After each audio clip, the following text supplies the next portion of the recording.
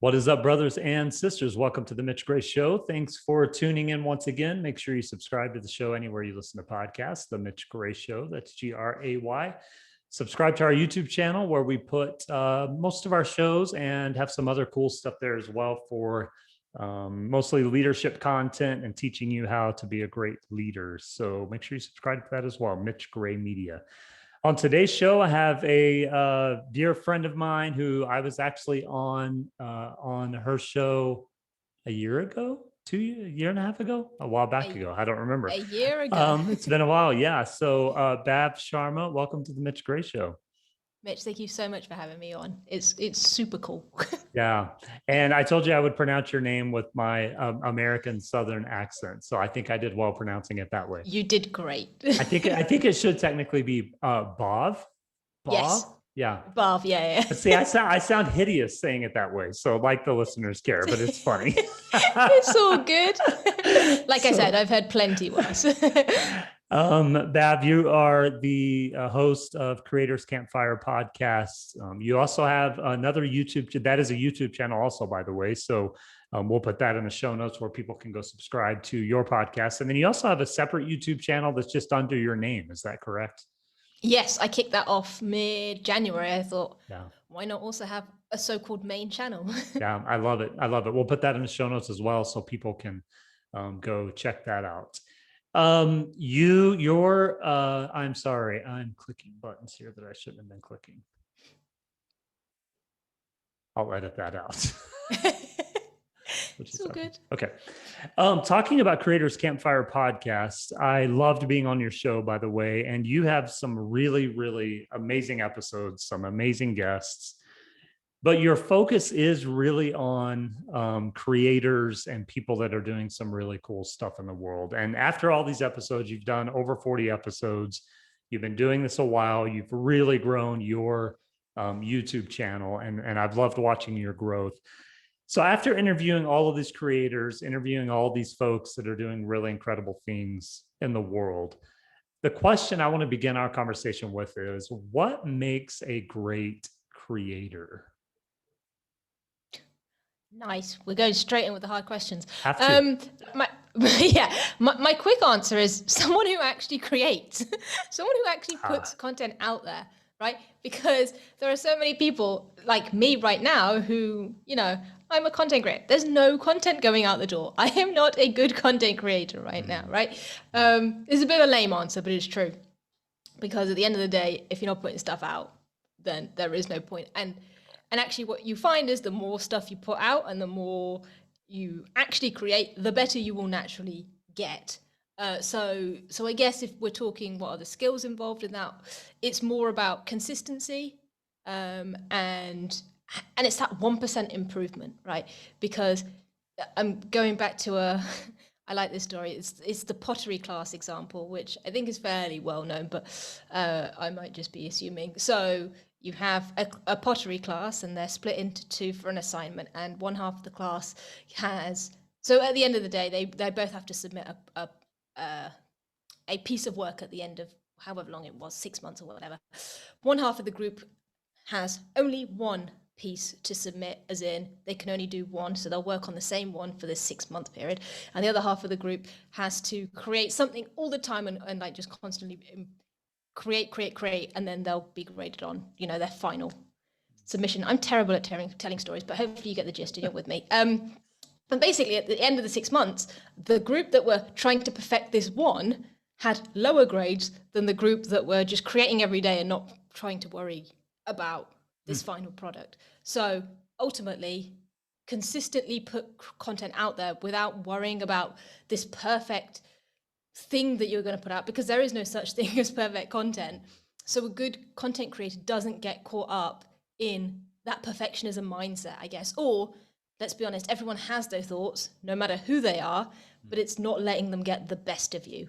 So yes, you might go, oh, this isn't perfect, but it's overcoming that thought and still putting content out there, because that's the only way you're ever going to get better. Repetition, right? Yeah. It's doing something over and over and over and over. Yes. And content is interesting because let's take a YouTube creator, for instance. They may be doing videos on different topics, but really the process of that creation stays the same regardless of the minute details of that content. And that's the repetition that you're alluding to, the consistency that you're alluding to. Yes, it's like the standard thing in YouTube is you need to put out a video a week for like 2 years before you see any traction, right?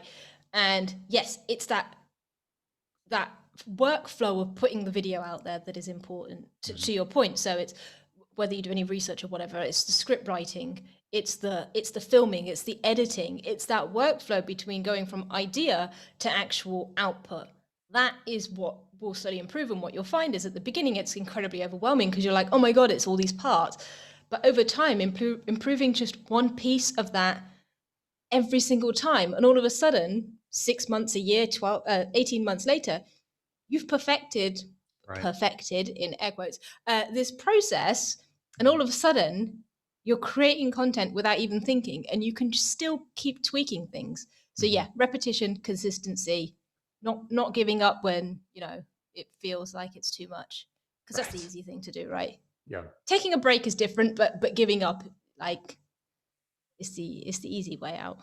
Totally. It can feel overwhelming, especially, if someone has, I read something the other day about having kind of a singular focus. I tend to be in that DNA strand of humans who has millions of ideas, and it becomes really difficult to go, okay, I'm going to set that aside and it'll serve me later, and really just focus on the process and creating whatever that one, whether it was the previous idea or the best idea or whatever. And that can become overwhelming, whether you're talking YouTube channel or a writer or whatever it is. And so I think you're right. I think really pulling those aside and going, I'm gonna have the singular focus on this process, have repetition there, and then everything else kind of becomes plug and play. Yeah, exactly. And even within that, I guess, to your point, it's almost batching, right? Because what you find is, if you have a million ideas, that's great, but you kind of need a system to hold them all. Right. If we get into David Allen's GTD, like, right, we don't want to keep all these ideas in our head. We want to get them out. And that's almost like the first stage of the process. You're capturing these ideas. So, okay, like, I'm Mitch, I have 100 ideas. I just need to get them on paper for the first bit. But then you create this process of, okay, well, when I'm ready to work on that video, I'm just gonna, and I'm talking YouTube, but I think it works with any process. You're like, okay, I'm ready to make some notes on that one. Okay, I'm ready to make some notes on the next one. And actually what you're doing is you're creating this constant like workflow and engine, which actually is better than every week coming to the table and going, I need to do a video this week. So having all those ideas is absolutely fine. And I think a Tiago Forte thing is more like, it's the slow burn rather than the heavy lift, because actually that's a much better thing. If you're working on 10 ideas at once, you can just add little notes to them in the 5, 10, 15 minutes you've got spare. And all of a sudden it's not this big task of, oh my God, I need to create this video this week, or oh my God, I need to get this project done this week. You've been adding these little things all the time as you've gone along. You're picking it up. It's not an empty page. You've got something that's maybe 50% full, 60% full. And then it's just a case of moving it along a little bit. And then all of a sudden in your workflow, you've got these things that are all moving and they're all being worked on at the same time. And it kind of links into batching, because if you then have 3 scripts that are ready, you can go and film 3 videos, right? Yes. And all of a sudden the setup cost involved in setting up to film is, you only have to do it once for 3 videos instead of 3 times for 3 videos. So yeah. I love that.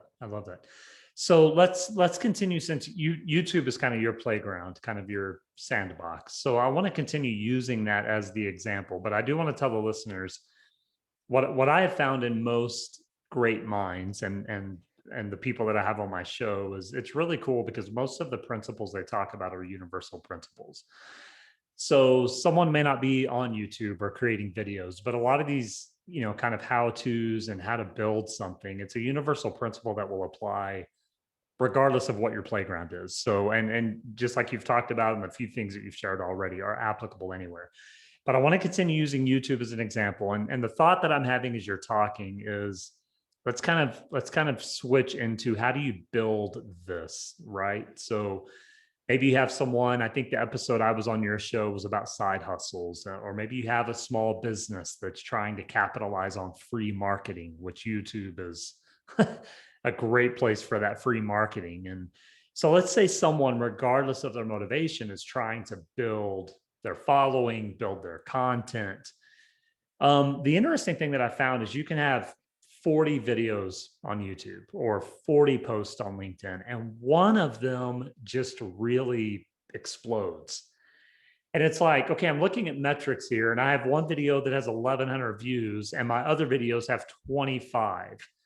My question is, what can someone learn from that? Should they learn something from it? And also, what story is that telling them about the content of that whatever that exploded in comparison to the others? So what could they learn? What should they learn? And then what story should they be listening to? Yes, definitely there is something to learn from that. It doesn't necessarily have to be a like, oh my God, this is amazing, but it could be literally, it could be anything. So what springs to mind is I had Matt Ragland on the podcast like over a month ago, and I still haven't released that episode, but I promise it's coming soon.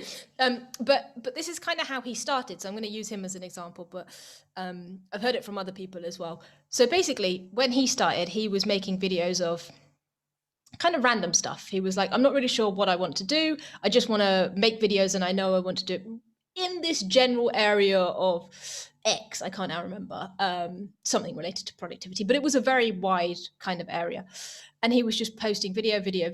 And then all of a sudden he posted a video about a bullet journal in his style. Mm-hmm.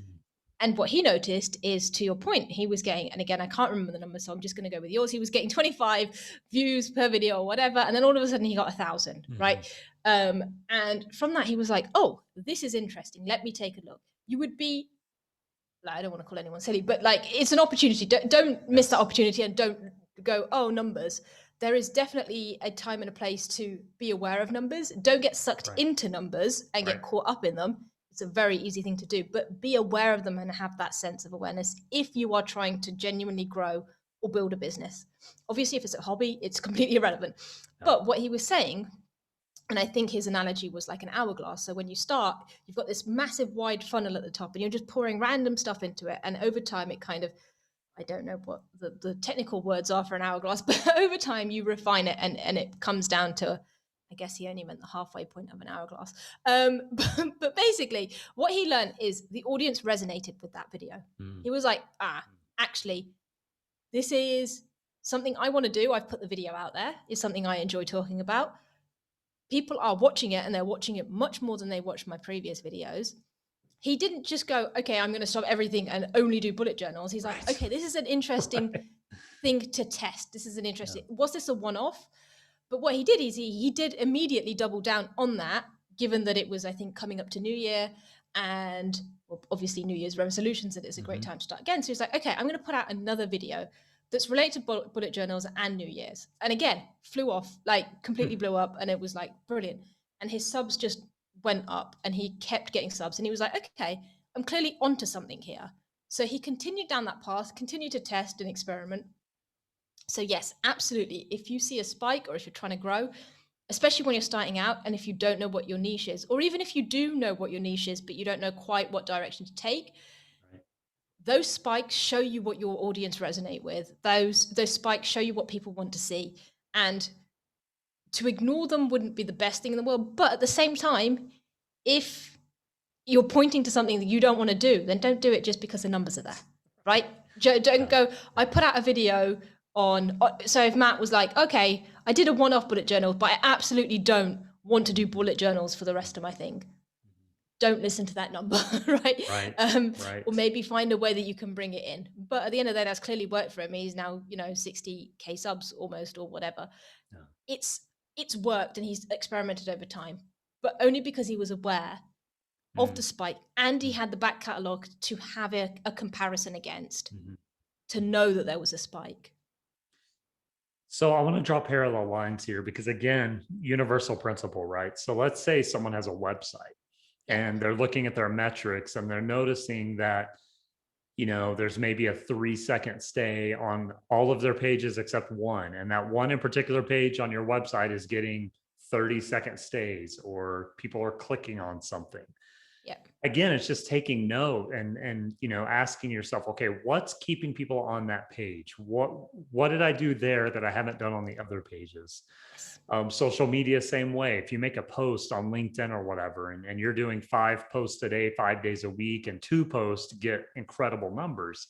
Yes. Did you tag someone? What was the content? And so it really is, it's the same applicable principle regardless of what avenue you're using. It's just listening to that story. And I love the idea that you're talking about how you might just play in that a little bit. I think we forget that, especially as creators. I think we forget that we have the freedom and liberation to play with stuff. Like we're not held to any boundaries, or I mean, we get to do what we want. And as a creator and as someone who's a true idealist, oftentimes I get really frustrated with the parameters that people expect of you on social media, on YouTube. And it's like, no, this is mine. I can do what I want with it. And I just want to give people the permission. And I think you would agree as a YouTube creator specifically, play with stuff, mess with it, tinker with it, see what works, see what doesn't work. And I love, you mentioning that. Yeah, no, 100%. I think it's a Sarah Dietschy line. But when she makes videos, it's one for you, i.e. the audience, and one for me, i.e. her. And that way, because look, YouTube is a game, and if you want it to be a business, you do have to play by the rules, right? Yeah. Again, if you're doing it as a hobby, that's a different thing. Just do whatever you want. But if you are genuinely trying to make it a full-time career or make money from it, you do have to pay attention to the algorithm at some point. Mm-hmm. But you still don't want to go in and create content that you just don't care about. Right. Then you'll take it. It's just, what's the point? It's like working in a job that is just a dead end job that you hate. But every so often you could experiment or throw out a video and just be like, something, this one is for me. Mm-hmm. This one isn't for the algorithm. I'm still doing okay. I'm still making as much money as I need to be making. But hey, I want to do this. And that's not to say that your videos, the other videos aren't what you want to do. They should still be in that kind of general area. Right. But every so often you might want to do a completely random video on here's a day in my life, when normally you only talk about iPhones or something. That's absolutely acceptable. Yeah. I think you should 100% put out the content that you want to put out. Yeah, I love that. So let's kind of go to this idea. I'm really excited to hear your thoughts and to hear, you've had so many great guests on your show, to kind of hear the things you've learned from them. But let's say we have a small business and, we've gone through the last 15 to 18 months, and really the innovators are thriving. The people that were the traditionalists and tried to stick to the old way, it doesn't work anymore. We're in a new world. So let's say someone is, a small business. They don't have a big marketing budget. They may be a solopreneur, self-employed entrepreneur. They may have, a team of 200 people. And they're going, okay, I don't have a big marketing budget. Revenue has been slim. We know YouTube is free. We know social media is free. How can that person either use their team or potentially use their customer base to create really engaging content? Yeah. First off, let me just say that this should apply to every business, not just those with a small budget, because I think YouTube is such, and social media probably in general, is such an amazing way of A, free marketing, and B, connecting with your customers, right? At the end of the day, if you're a business, you're putting services or products out there for your customers. You're creating for them. You're not doing it for yourself. And therefore, you need to put stuff out that they actually want. And right. The best way to get feedback is through those platforms. Yeah. But in terms of marketing, again, free platform. Like, you've seen what an individual who has not got a business can do. They can grow to be this major influencer and have all this power, or however you want to call it. They are called influencers, much as I don't like that word, for a reason, because they've created this platform. Businesses should absolutely take advantage of that, because they already have their niche, so to speak. So they don't have any worries there. It's free marketing. It makes them look good, but also you're creating a connection with your customer base. You can hear from them, you can interact with them. you can educate people about your product or service in a way that you couldn't do anywhere else. YouTube is like almost like TV advertising back of, 20, 30 years ago, but for free, right? Okay, you're not going to get the prime time slot, but if you are clever enough about your marketing strategy, then it's such an amazing tool to leverage to reach those customers and other people that might not have even like the reach of YouTube is insane. So I could be sitting here with a business that I wouldn't have had a hope in hell of getting to you if you were a potential customer. All of a sudden I create a YouTube channel and you come across it because you're searching for something else that's maybe linked. You're like, oh my God, this is exactly what I need. Like mind blown. And it's not about selling. I think this is a mistake that people make. And it's the same if you're making a personal video. I wouldn't put out a video and go, oh my God, look at me, subscribe to my channel. I'm absolutely amazing. I'm the best, blah, blah, blah. What I'm doing is offering people value from my videos. And if they like it, they'll come back. And it's the same with businesses. You need to offer value. You're not, again, when I say it's a TV advert, it's not like, oh, just come and buy from us because why wouldn't you? It's about, I'm trying to think of a good example. Okay. So if there's an app or something, who was the one I saw that was really good? Oh, Riverside. We were talking about Riverside earlier. So Riverside being a podcasting app. Now, what they've done is they have their own YouTube channel. And what they do on that YouTube channel is they teach people how to podcast and they teach people how to create a video podcast. They are a platform that offers a video podcasting service. They're not, every video isn't, hey guys, come and buy from us. We're amazing. Every video is educational content for anybody creating a podcast. So even if you don't use that service, they are offering free education on how to podcast. The fact that you then go, I really like this company, I have trust in them, or, they're offering value for free, I might check them out. Right. All of a sudden, all the exact way of how to use their software is also here. So I've gone on this journey where they've taught me how to podcast, they've taught me how to video podcast, and they've taught me how to use their software. Why would I go to another provider? They've ticked all the boxes. They're the kind of things that I think businesses should be doing if they can. And I don't really see why they couldn't, but there's always an exception. Yeah, and there's still this stigma. I see it on social media quite a bit. There's still this stigma about giving away free information. Oh, yes. For far too many people. I mean, yes. and it's a true fear for a lot of business owners, entrepreneurs. It's like, and I get it. I get it. I have a new book that's coming out soon. And it's like, okay, what's the threshold of how much information I give? And even though I know I should give away a ton of information, arguably, I've seen authors give away the book for free. Yeah.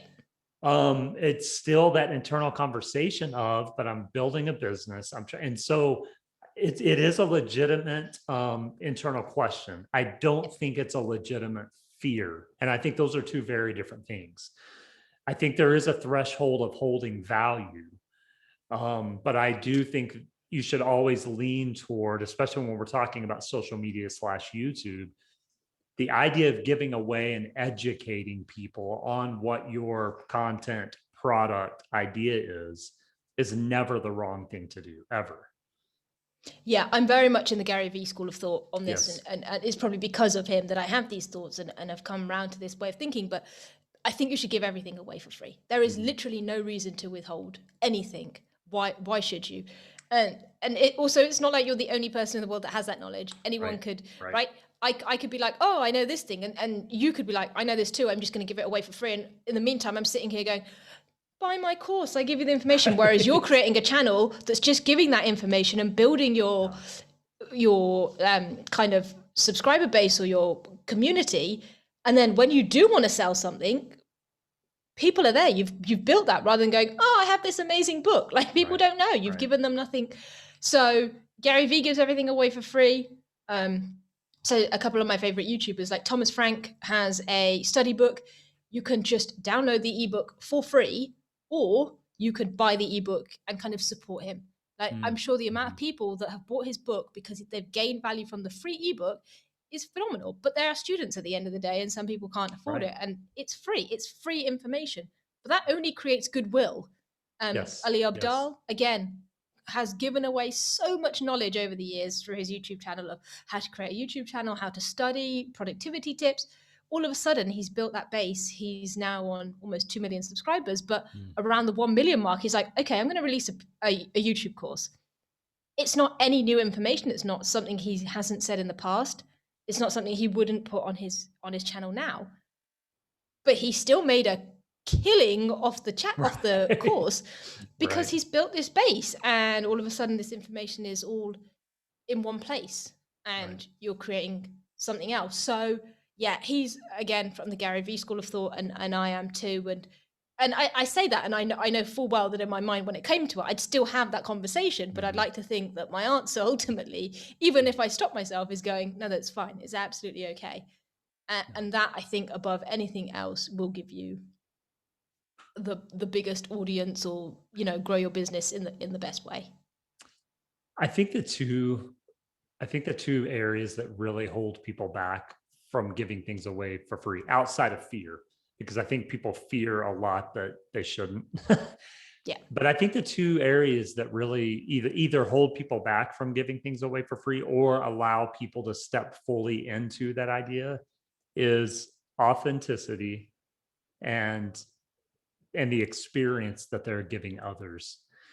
In other words, I think when someone doesn't really know their authenticity and hasn't leaned into that fully, it's really difficult to go, okay, I'm giving you this for no exchange at all, except you're knowing you're just going to take it and do something with it. That takes a really authentic person to step into that fully. And I think it also takes someone that says, really what I value more than anything is the experience I have with you.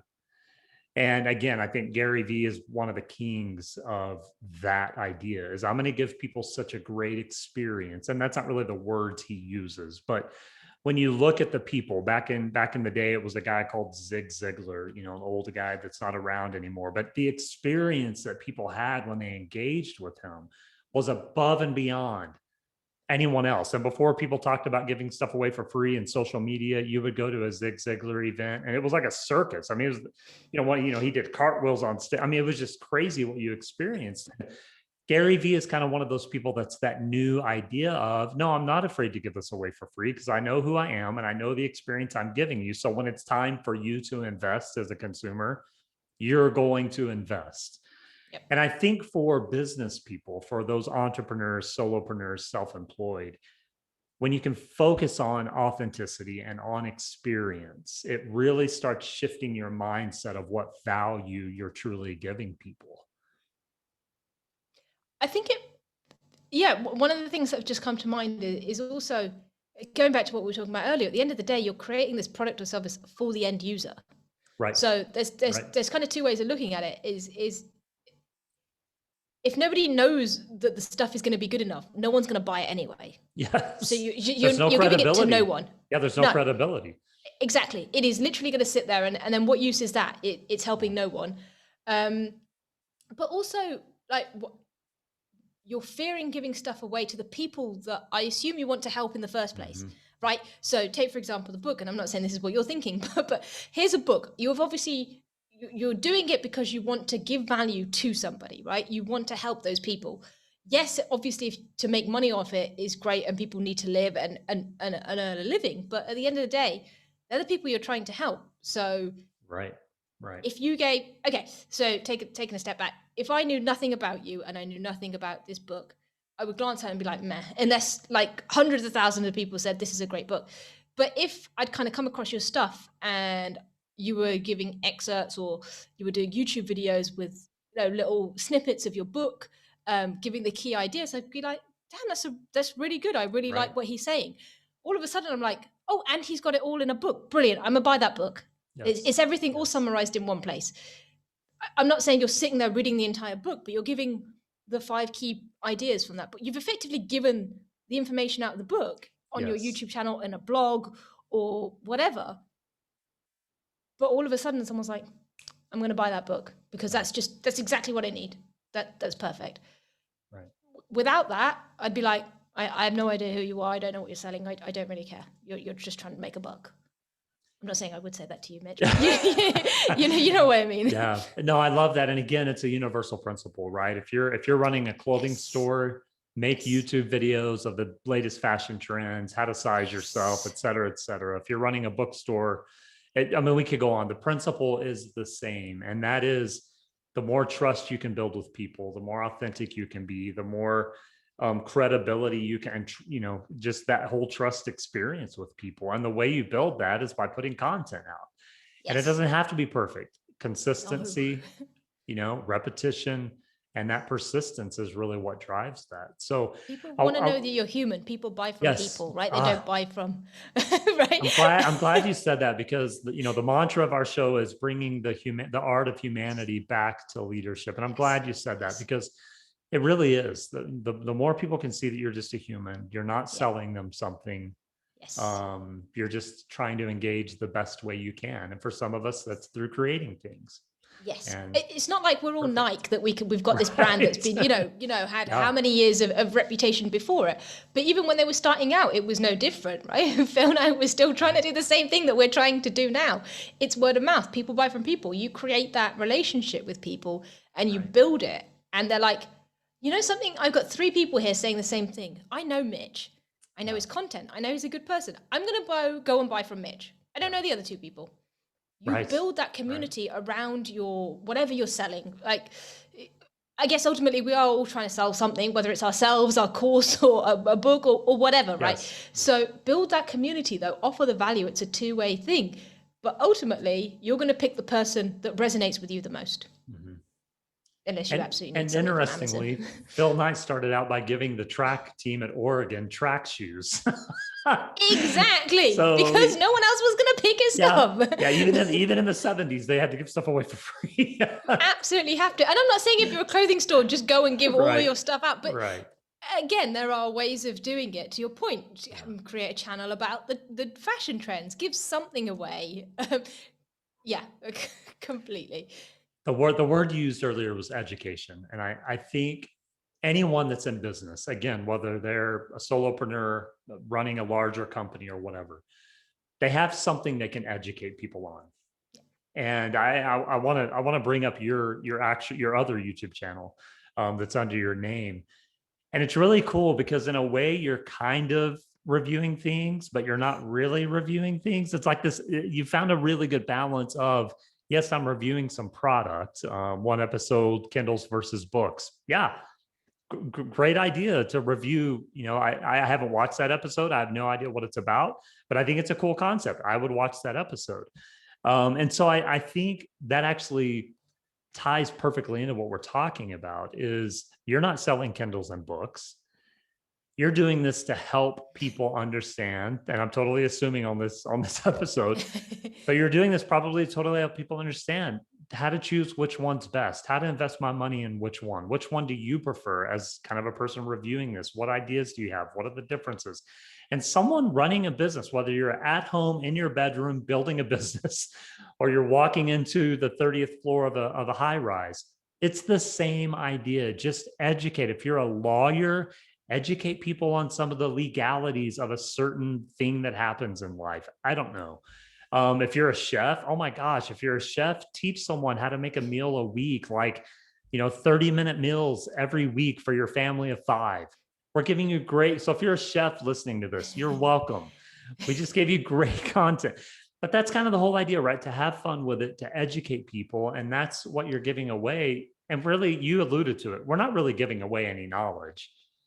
It already exists. We're just giving away our perception of the knowledge. Yes, nothing we say is anything new. No. There's no revelations. There are, I think, what is the saying? There are no unique messages, only unique messengers. Yes, right. You're giving your spin on it, but also, and this applies as much to YouTube as anything else, is when you create a video, you create it for a particular niche. You can't please everybody. When you create a business, you are not appealing to every single person, right? There are going to be people that you don't want buying your stuff or watching your videos because they're not the right audience.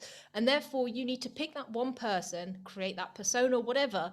That's the person you're marketing to. That's the person you're creating content for. Yes. And as long as you can create good content for them, the rest will follow. Yes, okay, Yes. maybe they're in the slightly outer circle, but if we go back to Kevin Kelly's 1,000 True Fans, that inner circle of people are the people that you are specifically creating your content for. That doesn't mean, okay, so if I'm not in your niche, that doesn't mean I can't enjoy your content still.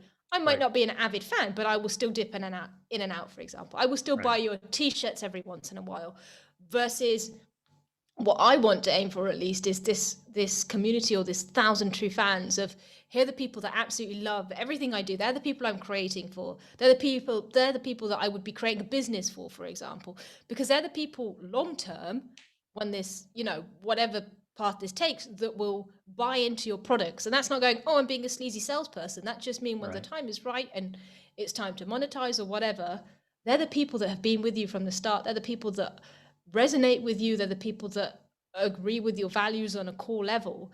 And they're the people that will convert and buy whatever it is you're selling, not because, hey, I just want to sell stuff and make money, Right. but because you're genuinely creating the right stuff for them, that Yes. works for them. So yeah, you can't please everyone. Don't even try. I like to use my mom as the example for that scenario. My mom will always buy everything I do. Right. I never set out to write anything for my mom. Right. Like, she's not even remotely close to my target audience or my ideal client. I mean, she's not, but she's the bonus, right? She's Yeah. not Yes. inside that 1,000 raving fans that Yes. truly are the supporters. But Yeah. because she's my mom, Yeah. she's up. So don't make stuff for your mom necessarily. Just make stuff for your ideal audience. Yes, absolutely. And when your mom buys 100%. it, bonus. That's awesome. Yes, exactly. Bab, this has been amazing. I want to start closing out, and I want to close out by asking you to give, if you could just give one piece of advice for someone that's really looking to dive more into YouTube, or, probably I have two compliments for you, and they're probably the greatest compliments I could ever give a creator. Number one, it's been fun to watch your evolution. And I remember a year ago, you were like, I'm really trying to grow my subscribers. And then like 2 months after that, you were like, I really want to upgrade my equipment. I really want to do this. And just to watch, what's happened from a year ago till now is amazing. So great job on evolving. And then the other compliment I can give you is you've just sharpened your creative skills that, I see so many creators that they're creating the same art they were 20 years ago. And it's like, no, if I'm a songwriter, my music should sound very different than it did 20 years ago, because I'm always evolving and sharpening my skills. And you've done that. So great job. So because of that, I think you do have the credentials to give someone one piece of advice for really diving in, improving their channel, starting their channel. We've given them a lot of tidbits already, but give them that one last kind of push over the edge to really dive in. Sure. Firstly, I'd just like to say thank you. That was very kind of you, and I really appreciate that. And You're welcome. I'm still grateful that you agreed to come on my show all that time ago, when I was a complete nobody, not that I've moved much, but still, I was like, who the hell is this person? So I really appreciate that, Mitch. In terms of advice, if you've seen any of my stuff before, I'm going to say nothing new here. But my biggest piece of advice, and the piece that's helped me the most, and the reason I'm even sitting here with this setup or whatever, is just start. Right? This is the one thing that I will say to anyone, and it's whether you're in YouTube or doing anything else. We all sit there and go, I wish I could do this, I wish I could do that, or one day I'll get around to this. And I could have sat there a year ago and go, oh, it'd be cool to have a podcast. Just like maybe next year or whatever. But the key was to start, and you don't need all the fancy equipment to start. You don't need all the money in the world to start a business. You just need to get up off your ass and do one thing. So my biggest piece of advice is just start, please. The biggest differentiator, you could have the best idea in the world, but if you don't execute on it, it means nothing. And all those people that sit there going, I had the idea, is completely irrelevant. Right? Execution, action is the most important thing. So please, if you are doing so, and I don't mean that means you have to go and quit your job and start on this adventure. Right. If you can, please, amazing, go and do it. I'm very jealous, but like it just means do one small thing. I started a podcast in my living room with a 2012 MacBook Air on the worst webcam in the world and Apple earphones. Right? If you really truly want to do something, it doesn't need to be the best thing, the most perfect thing, because it won't be perfect in the world. Just start. You will improve over time naturally. Keep at it. Don't give up. If it's truly what you want to do, go and do it. That was long-winded, but yeah, I love that. No, I think that's right. When I first started my first podcast in 2012, I was complaining because I couldn't book any speaking engagements and I wasn't able to do that anymore, et cetera, et cetera. And one of my buddies who was in a podcast, he's all, "You have a laptop, right?" I'm like, "Yeah." And he goes, "Open it up and go to GarageBand and start recording." I'm like, "What?" He's all, "Yeah, then just email it to people. There's your podcast." So, and that's how you start. I mean, that's exactly how you start. And, Yep. I always say we still don't know what the greatest ideas in the world are because people don't take action. I truly believe the greatest innovations don't exist because too many people don't take action. And so, yeah, pull out your phone. Everyone has a computer phone, smartphone. Pull it out, hit record, do something. And my follow-up, I suppose, which is very directly linked, is we do often overthink things, me especially. And the one question I always ask myself, it's stolen from Tim Ferriss, but it is, what would this look like if it were easy? So bring it all the way back. I want to start a podcast. Fine. I have a phone. I can record into that. I want to start a YouTube channel. Brilliant. I have a phone. I can just hit record and upload, right? I want to start a business. Brilliant. Go and create a prototype or set up a website with a service and create a test page and see what happens, right? There are so many ways. We can create excuses until the cows come home, but just do it, and do it in the most easy way. Layer things on. Don't go in for the most overwhelming, topped out business proposal. Start at the most basic level. Remember, what would this look like if it were easy? And you will be flying in no time. And the crazy thing is, the only cost for 99% of that is your energy. That's the only currency. Yes. That is the only currency. People ask all the time, how do I start a business? Just start doing something. Get all the legalities taken care of after you've already got some money coming in. Like, don't do like, it just makes no sense. They have no revenue and they're like, well, I need a business license. You don't even have a business. No, you don't. Yes. So the only currency is energy. That's it. And the faster you can fail and the faster you can screw it up, the better. Yes. Yeah, I love it. Please, great. Yes.